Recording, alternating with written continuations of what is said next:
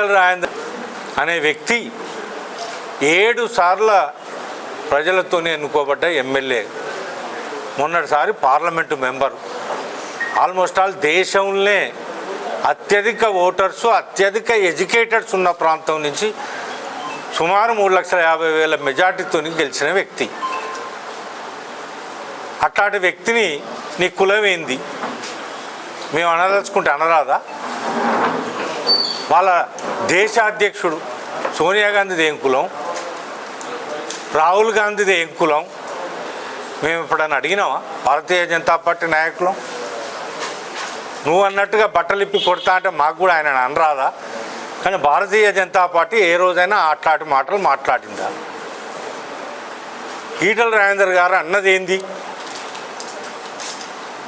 ఒక commissioner permission ఇస్తాడు, ఒక తహసీల్దారు లేఅవుట్ ఇస్తాడు, ఇంకోళ్ళు వచ్చో హైడ్రా అని కూలగొడుతూ అంటారు. ఇది ఎంతవరకు సమంజసం?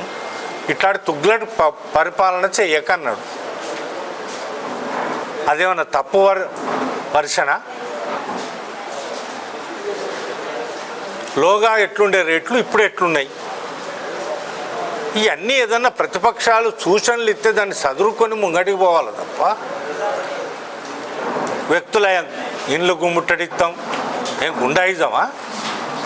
ప్రజల అధికారం ఇచ్చింది గుండాయిజమా? మరి ఏందో చెప్పు. రాహుల్ గాంధీ కులం నువ్వన్నా?